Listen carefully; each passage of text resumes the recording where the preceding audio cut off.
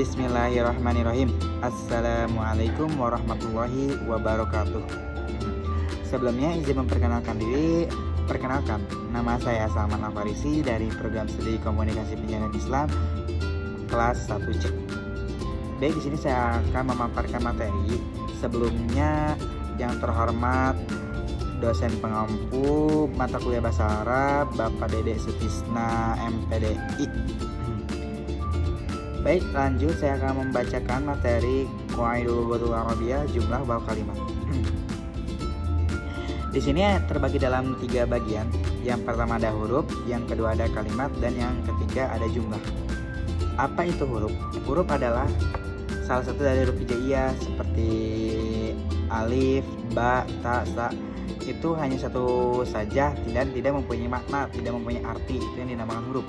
Dan yang kedua ada kalimat. Kalimat mempunyai definisi yaitu labzun yata'alafu min ba'di hurufil hijaiyat wa yadullu ala maknan, yaitu suatu lafaz yang tersusun dari beberapa huruf hijaiyah dan menunjukkan kepada suatu makna. Jadi kalimat itu mempunyai terdiri dari beberapa huruf dan mempunyai makna. Contohnya seperti lafaz atau kalimat thalibun. Thalibun itu dari terkumpulnya huruf hijaiyah yaitu po, alif, lam, ba, dan mempunyai arti mahasiswa dan seterusnya gitu. Dan kalimat mempunyai bagian 3. Yang pertama isim, yang kedua fi'il, yang ketiga harf. Isim adalah kullu lafdin yadullu ala ma'nan min dati aw sifatin ghairi muqtaranin bi zamanin mu'ayyin. Setiap lafaz yang menunjukkan makna suatu zat pada sifatnya yang tidak terkait oleh waktu tertentu. Isim itu contohnya seperti muhadirun, thalibatun gitu. Jadi isim itu yang punya arti nama gitu, tidak memerlukan waktu yang 3. Waktu yang 3 itu apa? Zaman madi, zaman hal, dan zaman istiqbal gitu. Yang kedua ada fi'il. Fi'il menurut definisi yaitu kullu lafdin yadullu ala hudusin syai'in fi zamanin khasin. Setiap lafaz yang menunjukkan terjadinya sesuatu pada waktu tertentu. Nah, itu yang dinamakan fi'il. Fi'il contohnya seperti lafaz daroba, yadribu, yudrib. Sebenarnya fi'il itu terbagi dalam 3 yaitu fi'il madi, fi'il mudhari, fi'il amar, dan itu ada penjelasan lebih lanjut. Dan yang ketiga ada huruf. Huruf mempunyai definisi juga yaitu kullu lafdin laisa lahu ma'nan illa ma'a ghairihi minal kalimati.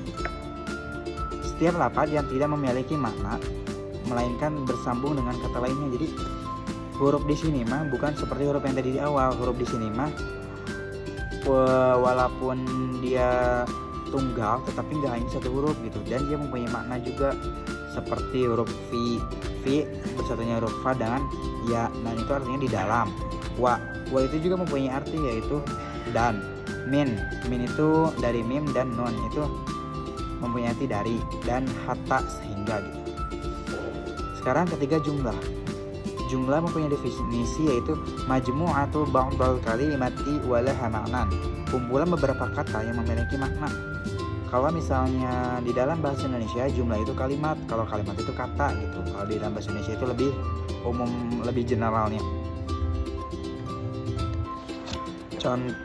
Contohnya di sini ada ana thalibun. Ana thalibun yang mempunyai arti saya adalah mahasiswa. Dari itu dari 2 kalimat menjadi satu jumlah begitu.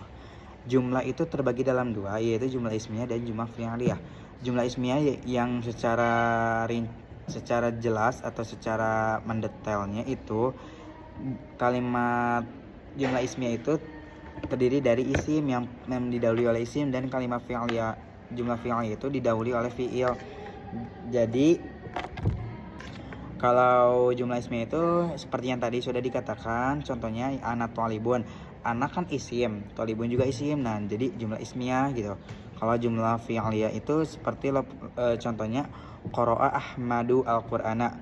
Qara'a itu termasuk fi'il, fi'ilnya fi'il madi, Ahmadu itu termasuk kan fa'il. Jadi fi'il fa'il. Jadi jumlah fi'liyah begitu. Itu contohnya. Dan kita garis bawahi bahwasanya perlu diperhatikan bahwa yang menjadi permasalahan adalah menentukan jumlah. Jumlah itu kalimat itu sendiri gitu. Karena jumlah kalimat itu patokannya bukan tanda titik gitu. Jadi tanda titik itu tidak tidak merujuk kepada itu kalimat gitu. Contohnya, Tono minum jus mangga yang dibeli Tony dari kantin. Nah, itu bukan hanya dalam iya betul, itu satu jumlah, tapi mempunyai dua kalimat gitu.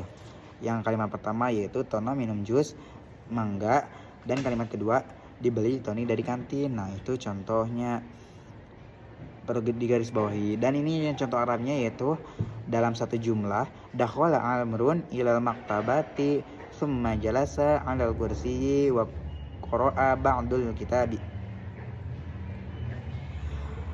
Ini jumlah dan mempunyai 3 kalimat. Yang pertama, dakhala Amrun ilal maktabi